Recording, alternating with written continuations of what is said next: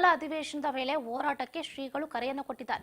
ಎಲ್ಲ ಡಿಸೆಂಬರ್ನಲ್ಲೇ ಪ್ರತಿಭಟನೆಗಳು, ಹೋರಾಟಗಳೆಲ್ಲವೂ. ಡಿಸೆಂಬರ್ 10ನೇ ತಾರೀಕು ಬೆಳಗಾವಿಯಲ್ಲಿ ನಡೆಯುವಂತಹ ಅಧಿವೇಶನಕ್ಕೆ ಒಂದು ಎಂಟ್ರಿಯನ್ನು ಕೊಡ್ತಾರೆ. ಕೂಡಲ ಸಂಗಮದ ಬಸವ ಮೃತ್ಯುಂಜಯ ಸ್ವಾಮೀಜಿಗಳು ಯಾವತ್ತೂ ಕೂಡ ನಾವು ಈ ಹಿಂದೆನೂ ಕೂಡ ಗಮನಿಸಿದ್ದೀವಿ, ಯಾವಾಗ ಚಳಿಗಾಲದ ಅಧಿವೇಶನ ಆರಂಭ ಆಗುತ್ತೋ ಇದರ ವಿರುದ್ಧ ಇದ್ರ ಪರವಾಗಿ ಯಾವತ್ತೂ ಕೂಡ ನಿಂತ್ಕೊಳ್ತಾರೆ. ಬಟ್ ಸರ್ಕಾರದಿಂದ ಯಾವುದೇ ರೀತಿಯಾದಂಥ ಗ್ರೀನ್ ಸಿಗ್ನಲ್ ಸಿಗ್ತಾ ಇಲ್ಲ. ನಮಗೆ 2A ಮೀಸಲಾತಿ ಬೇಕು ಅಂತ ಎಷ್ಟೇ ಕೇಳಿದ್ರು ಕೂಡ ಯಾರೊಬ್ರು ಕೂಡ ಇದ್ರ ಬಗ್ಗೆ ತಲೆ ಕೆಡಿಸ್ಕೊಳ್ತಾ ಇಲ್ಲ. ಹಾಗಾಗಿ ಡಿಸೆಂಬರ್ 10ನೇ ತಾರೀಕು ಟ್ರ್ಯಾಕ್ಟರ್ ರ್ಯಾಲಿಯನ್ನ ನಡೆಸೋದಕ್ಕೆ, ವಿಧಾನಸೌಧವನ್ನ ಮುತ್ತಿಗೆ ಹಾಕೋದಕ್ಕೆ ಕರೆಯನ್ನ ಕೊಟ್ಟಿದ್ದಾರೆ ಶ್ರೀ ಜಯ ಮೃತ್ಯುಂಜಯ ಶ್ರೀಗಳು.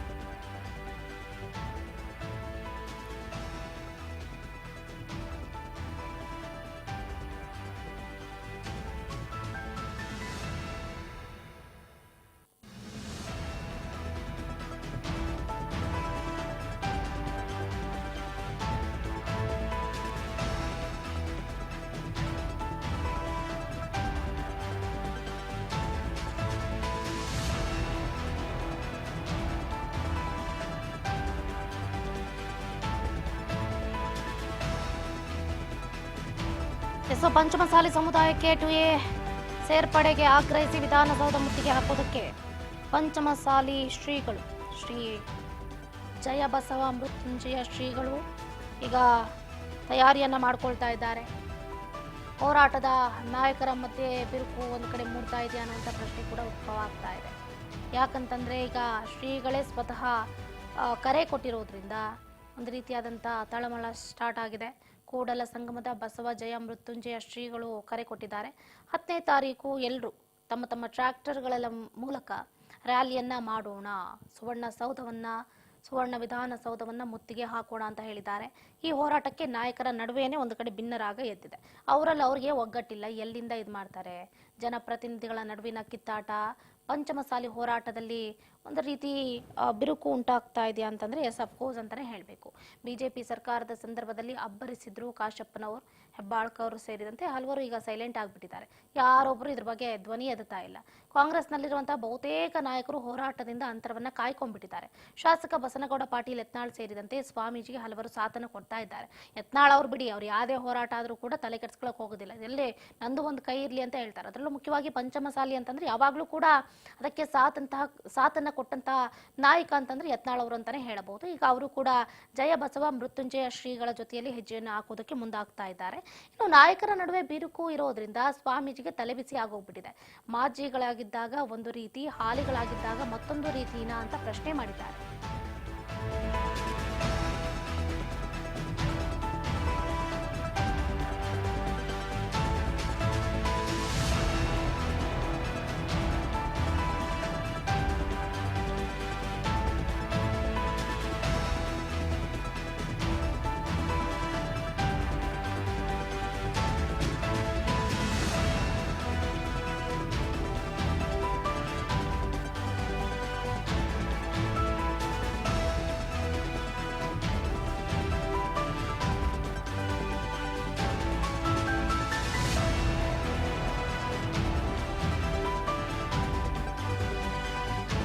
ಕಾಂಗ್ರೆಸ್ನಲ್ಲಿರುವಂತಹ ನಾಯಕರು ನಾನೊಂದು ತೀರ ನೀನೊಂದು ತೀರ ಅನ್ನೋ ರೀತಿಯಲ್ಲಿ ಆಡ್ತಾ ಇದ್ದಾರೆ.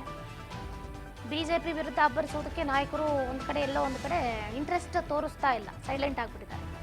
ಗೆಲ್ಲೋವರೆಗೂ ಒಂದು ಇಂಟ್ರೆಸ್ಟು, ಗೆದ್ದಾದ್ಮೇಲೆ ಒಂದು ಇಂಟ್ರೆಸ್ಟು. ಇದು ಮನುಷ್ಯನ ಸಹಜ ಗುಣ ಇದೆ ಆಕ್ಚುಲಿ ಹೇಳ್ಬೇಕು ಅಂತಂದ್ರೆ. ಯಾಕಂತಂದ್ರೆ ಕಾಶಪ್ಪನವರ, ಹೆಬ್ಬಾಳ್ಕರ್ ಅವರು ಈ ಹಿಂದೆ ಹೆಂಗ್ ಅಬ್ಬರಿಸ್ತಾ ಇದ್ರು, ಅವಾಗಿನ್ನೂ ಅವರಿಗೆ ಸಚಿವ ಸ್ಥಾನ ಸಿಕ್ಕಿರ್ಲಿಲ್ಲ. ಈ ಹಿಂದೆ ಈಗ ಸಚಿವ ಸ್ಥಾನ ಸಿಕ್ಕಿದೆ. ಲಕ್ಷ್ಮೀ ಹೆಬ್ಬಾಳ್ಕರ್ ಅವರು ಮಹಿಳಾ ಮತ್ತು ಮಕ್ಕಳ ಸಚಿವೆ ಆಗಿದ್ದಾರೆ. ಕಾಂಗ್ರೆಸ್ನಲ್ಲಿರುವಂತಹ ಬಹುತೇಕರು, ನಾಟ್ ಓನ್ಲಿ ಲಕ್ಷ್ಮೀ ಹೆಬ್ಬಾಳ್ಕರ್, ಕಾಶಪ್ಪನವರಲ್ಲ, ತುಂಬಾ ಜನ ಇದಕ್ಕೆ ಯಾರೊಬ್ರು ಕೂಡ ತಲೆ ಕೆಡಿಸ್ಕೊಳ್ತಾ ಇಲ್ಲ. ಹಾಗಾಗಿ ಸ್ವಾಮೀಜಿಗಳಿಗೇನೆ ತಲೆ ಬಿಸಿ ಆಗ್ಬಿಟ್ಟಿದೆ. ನೋಡಿ, ಮಾಜಿಗಳಿದ್ದಾಗ ಒಂದ್ ರೀತಿ ಆಡಿದ್ರು, ಹಾಲಿಗಳಿದ್ದಾಗ ಒಂದ್ ರೀತಿ ಆಡ್ತಾ ಇದ್ದಾರೆ. ಅಧಿಕಾರ ಇದ್ದಾಗ ಬರದೇ ಇರಬಹುದು, ಅಧಿಕಾರ ಇಲ್ಲದೆ ಇರಬಹುದು. ಪರೋಕ್ಷವಾಗಿ ಅಧಿಕಾರ ಸಿಕ್ಕ ಮೇಲೆ ದೂರ ಆದವರ ವಿರುದ್ಧ ಸ್ವಾಮೀಜಿ ಆಕ್ರೋಶವನ್ನು ವ್ಯಕ್ತಪಡಿಸಿದ್ದಾರೆ. ಯಾರೇ ಬರಲಿ ಯಾರೇ ಬಿಡಲಿ, ಗುರುಗಳು ಹೇಳಿದ ಮಾತನ್ನ ಮಾತ್ರ ಕೇಳುವಂತೆ ಸ್ವಾಮೀಜಿ ಕರೆಯನ್ನು ಕೊಟ್ಟಿದ್ದಾರೆ. ಬೇರೆ ಯಾರ ಮಾತನ್ನು ಕೇಳದಂತೆ ಸಮಾಜದ ಜನರಿಗೆ ಸ್ವಾಮೀಜಿ ಕರೆ ಕೊಟ್ಟಿರುವಂತದ್ದು. ಬ್ರಿಟಿಷರ ಮಾದರಿಯಲ್ಲಿ ಒಡೆದು ಆಳುವ ನೀತಿ, ಷಡ್ಯಂತ್ರ, ಕುತಂತ್ರ ಮಾಡಿದ್ರು ಹೋರಾಟವನ್ನ ಮಾಡೇ ಮಾಡ್ತೀವಿ. ಗೊಡ್ಡು ಬೆದರಿಕೆಗೆ ಜಗ್ಗಲ್ಲ ಬಗ್ಗಲ್ಲ, 100 ಜನನಾದ್ರೂ ಮುತ್ತಿಗೆ ಹಾಕ್ತೀವಿ ಅಂತ ಹೇಳಿದ್ದಾರೆ. ಜಿ ಬಸವಜಯ ಮೃತ್ಯುಂಜಯ ಸ್ವಾಮೀಜಿಗಳು.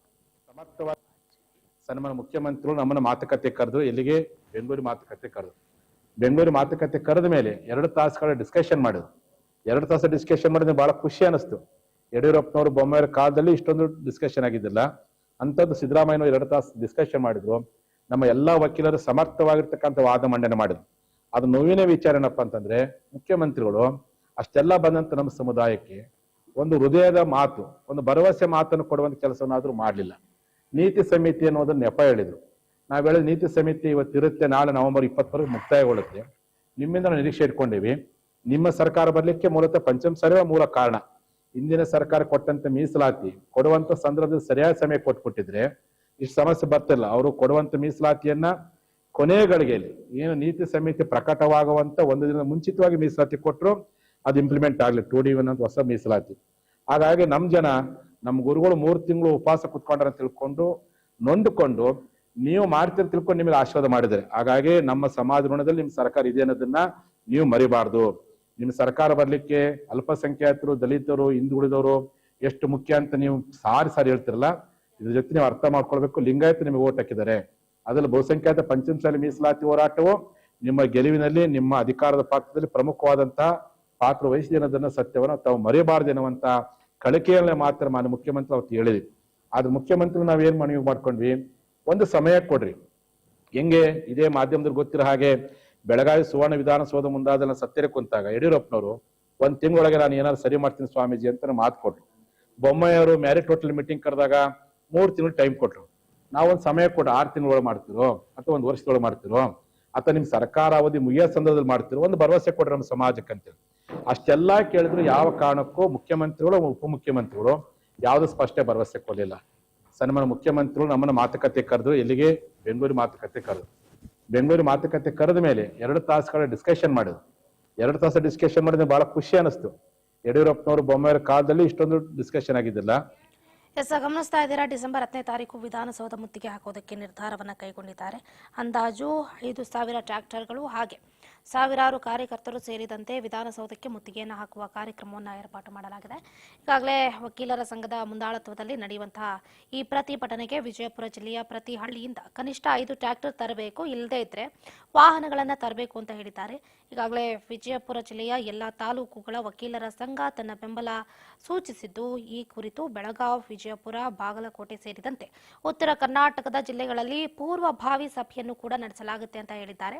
ಈಗಾಗಲೇ ದಾವಣಗೆರೆಯ ರಾಜ್ಯ ಪಂಚಮಸಾಲಿ ಹೋರಾಟದ ಯುವ ಘಟಕದ ಉಪಾಧ್ಯಕ್ಷ ಅಜಯ್ ಕುಮಾರ್ ಅವರು ಕೂಡ ಹೋರಾಟಕ್ಕೆ ಕರೆಯನ್ನು ಕೊಟ್ಟಿದ್ದಾರೆ. ದಾವಣಗೆರೆಯಿಂದ 1,000 ಟ್ರ್ಯಾಕ್ಟರ್ ಬರುತ್ತೆ, ಅದಕ್ಕೆ ಎಣ್ಣೆಯ ಖರ್ಚನ್ನ ನಾವೇ ನೀಡೋದಾಗಿ ಕೂಡ ತಿಳಿಸಿದ್ದಾರೆ. ಪತ್ರಿಕಾಗೋಷ್ಠಿಯಲ್ಲಿ ಇಂಡಿ ಪಂಚಮಸಾಲಿ ಸಮುದಾಯದ ಅಧ್ಯಕ್ಷರು ಕೂಡ ಮಾತಾಡಿದ್ರು. ಸೊ ನಾವೆಲ್ಲರೂ ಕೂಡ ಟ್ರ್ಯಾಕ್ಟರ್ಗಳನ್ನು ತರ್ತೀವಿ, ವಾಹನಗಳನ್ನು ತರ್ತೀವಿ, ಮುತ್ತಿಗೆಯನ್ನು ಹಾಕೋಣ ಅನ್ನುವಂಥ ನಿಟ್ಟಿನಲ್ಲಿ ಎಲ್ಲರೂ ಕೂಡ ಗ್ರೀನ್ ಸಿಗ್ನಲ್ನ ಕೊಟ್ಟಿದ್ದಾರೆ. ಹಾಗಾಗಿ